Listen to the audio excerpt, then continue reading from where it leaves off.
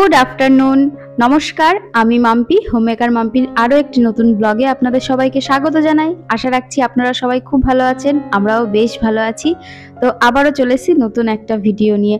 আশা রাখছি ভিডিওটি আপনাদের খুব ভালো লাগবে।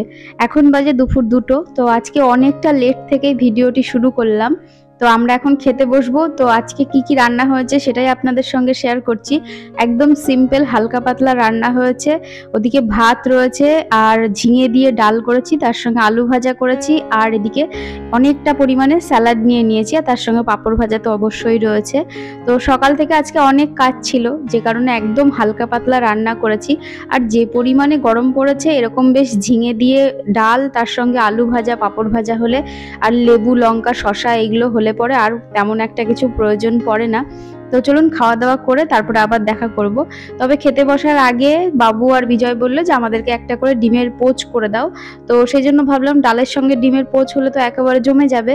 তো সেই জন্যই ডিমের পোচ করতে চলে এসেছি। আর আজকে ডিমের পোচ করব আগারোর এগ বয়লার অ্যান্ড পোচারের মধ্যে। আর এটার মধ্যে এগ পোচ এত সুন্দর হয়, মানে একদম তেল ছাড়া সুন্দরভাবে আপনার এগ পোচ হয়ে যাবে, একদম ঝটপট করে হয়ে যায়।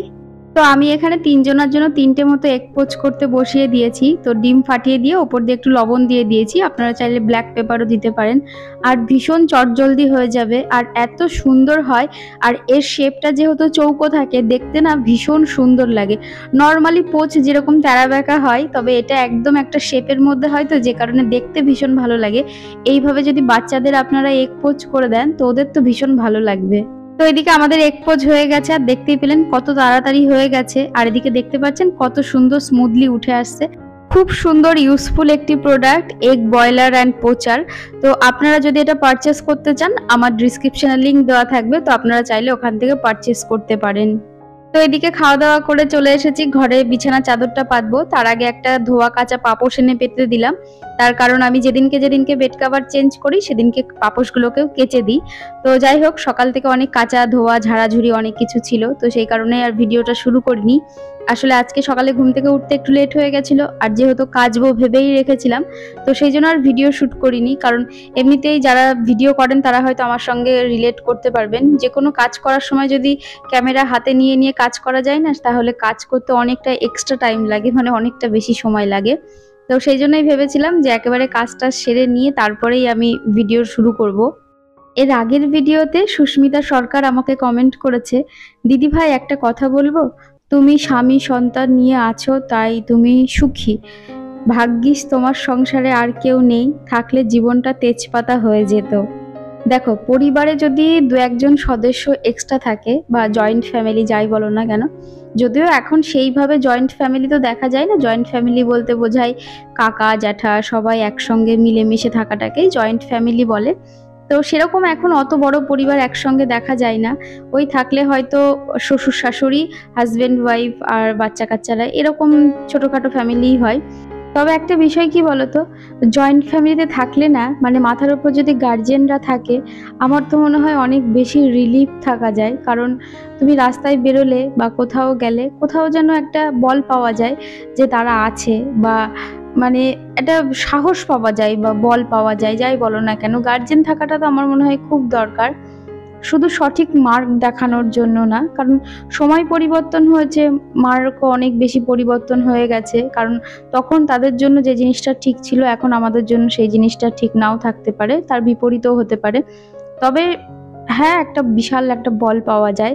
তবে হ্যাঁ, বা গার্জেনরা থাকলে পরে বা জয়েন্ট ফ্যামিলি থাকলে পরে অনেক বেশি অ্যাডজাস্ট করতে হয়, তাদেরকেও করতে হয়, আমাদেরকেও করতে হয়। এবার দু তরফ থেকে সামঞ্জস্য থাকলে বেশি ভালো হয়। দু তরফ থেকেই মানিয়ে নেওয়ার ব্যাপারটা যদি থাকে, তাহলে চলাফেরা করা অনেক বেশি সহজ হয়ে যায়, বা সবকিছু মানিয়ে নেওয়া অনেক বেশি সহজ হয়ে যায়। আর একটা বিষয় কি বলতো, বেশিরভাগই সময় দেখা যায়, দেখবে বাড়িতে দাদু ঠাকমারা থাকলে সেই বাড়ির বাচ্চা কাচ্চারা আনকন্ডিশনাল লাভ পায়, যেটা খুব দরকার।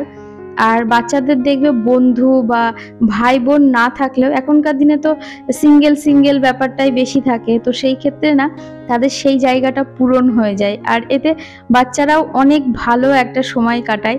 মানে একটা বয়স্ক মানুষের সঙ্গে বাচ্চাদের মতো বিহেভ করা, তার কাছ থেকে অনেক কিছু শেখা জানা বোঝাও যায়। আমার বাবা মা যেহেতু আমাদের বাড়ির থেকে খুব একটা দূরে না আমার বাপের বাড়ি, আমার বাবা মা আমার ছেলের কাছে বন্ধু বান্ধবী, বোন, দিদি, দাদা সবার মতো। মানে আমাদের সঙ্গে যে কথাগুলো শেয়ার করে না সেখানে যে সেই কথাগুলো শেয়ার করে। ওরা মানে এতটাই বেশি ক্লোজ। তো যাই হোক, এদিকে কথা বলতে বলতে আমি বেড কভারটা পেতে নিয়েছি আর এদিকে এসিও চালিয়ে দিয়েছি, কারণ প্রচন্ড গরম লাগছে। এখন একটু শুবো, আমাদের তো খাওয়া দাওয়া হয়ে গেছে। তবে বিজয় আজকে ছাঁচ নিয়ে এসেছে আর আমার ছাঁচ তো ভীষণ পছন্দ। তো এই যে এখন বসে বসে ছাঁচ খাচ্ছি, খেয়ে একটু শুবো বা এডিটিং এর কিছু কাজ করব। তো পরে আবার দেখা হবে।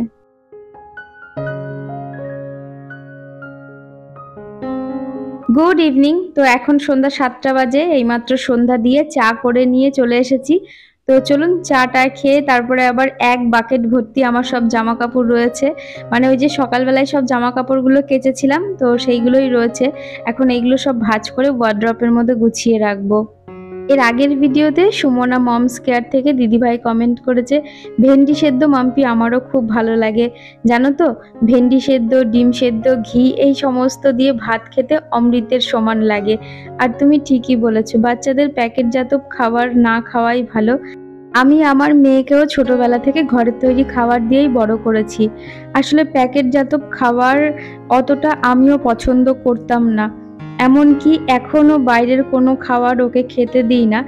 যখন খেতে ইচ্ছা হয় আমি বাড়িতেই রান্না করে দিই। আর সকালে একেবারেই হালকা আর হেলদি খাবার খাওয়াই ভালো, আমরাও সেটাই খাই।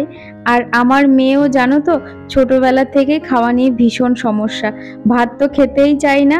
এখনো আমাকে হাতে ধরে খাইয়ে দিতে হয়। ওই খাইয়ে দিলে খাবে, নিজে খেলে কিন্তু আর অতটা ভাত খায় না। খুব ভালো লাগলো মাম্পির ব্লগটা, কমেন্টটা একটু বড় হয়ে গেল, কষ্ট করে পড়ে নিও। ভালো থেকো, সুস্থ থেকো। থ্যাংক ইউ সো মাচ দিদিভাই, তুমিও খুব ভালো থেকো, আমার অনেক ভালোবাসা নিও। আর আমার মতের সঙ্গে তোমাদেরও মতের যখন মিল দেখি আমার ভীষণ ভালো লাগে। যাই হোক, তুমি এত বড় একটা কমেন্ট করেছো, আমার পড়ে ভীষণ ভালো লাগলো। আর আমার ছেলে যখন ছোট ছিল, ছোটবেলায় খেতেই চাইতো না, মানে এটা খাবো না ওটা খাবো না সেই বায়নাটা ছিল না, তখন হয়তো খাওয়ার টেস্ট সম্বন্ধে হয়তো জ্ঞান ছিল না। তো খেতে বসলে খুব বিরক্তি করতো, মেনলি খেতে চাইতো না, কত ধৈর্য ধরে খাওয়াতে হতো। আর এখন বড় হয়েছে তো নিজে নিজেই খাই সবকিছু, তবে এটা খাবো না ওটা খাবো না কি যে বায়না, মানে সে বলার মতো না।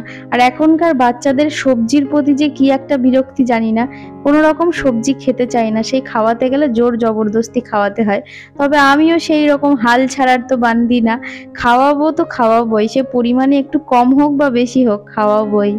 তো যাই হোক, এদিকে জামা কাপড়গুলো সব সুন্দর করে ভাঁজ করে নিয়েছি, এইবার জায়গা মতো সব পার্ট বাই পার্ট গুছিয়ে রেখে দেব। আর আজকের ইভিনিং এ রয়েছে একটা স্পেশাল আইটেম। তো অনেক দিন ধরেই বিজয় বলছিল, মেনলি আমাদের ডমিনোজের ভাউচার ছিল, তো সেই কারণে ডমিনোজ থেকে কিছু আনার ছিল। তো সেই কারণেই ভাবলাম তাহলে একটা পিৎজা আনা যাক। তো একদম ছোট স্মল সাইজেরই পিৎজা আনা হয়েছে, আর তার সঙ্গে কিছু চিকেন পপকর্ন আর হচ্ছে চিকেন একটা কি একটা আইটেম নিয়েছে, যাই হোক স্ন্যাক্স আইটেম। তো চলুন, আজকের ইভিনিং এর খাওয়াটা তো একেবারে জমে যাবে। তো আজকেই আনতে বললাম ইচ্ছা করে, কারণ ওবেলা ডাল ভাত রান্না হয়েছে, তো সেই কারণেই ভাবলাম যে যেহেতু ভাউচারটা রয়েছে তো আজকেই আনা হোক, ভালোই হবে। অনেকদিন পর আবার আমাদের বাড়িতে পিৎজা নিয়ে এসেছে, যদিও আমার কাছে মাদার্স হাটের পিৎজাটাই বেশি ভালো লাগে, তবে ডমিনোজের পিৎজাও যথেষ্ট ভালো। আর ডমিনোজ তো আমাদের বাড়ি থেকে খুব একটা দূরত্ব না, 2-3 মিনিটের দূরত্বেই। তো চলুন আমরা এখন খাওয়া দাওয়া করব, ভিডিওটা আর বেশি বড় করব না। আর আজকের ভিডিওটা আপনাদের কেমন লাগলো অবশ্যই কমেন্ট করে জানাবেন, ভালো লাগলে একটি লাইক করবেন। আর যারা নতুন বন্ধুরা আছেন, প্রথমবার আমার চ্যানেলটি ভিজিট করেছেন, সাবস্ক্রাইব করে আমার পাশে থাকতে পারেন। তো আবারও দেখা হবে নতুন কোনো ভিডিও নিয়ে, ততক্ষণ সুস্থ থাকবেন, ভালো থাকবেন, টাটা, গুড নাইট।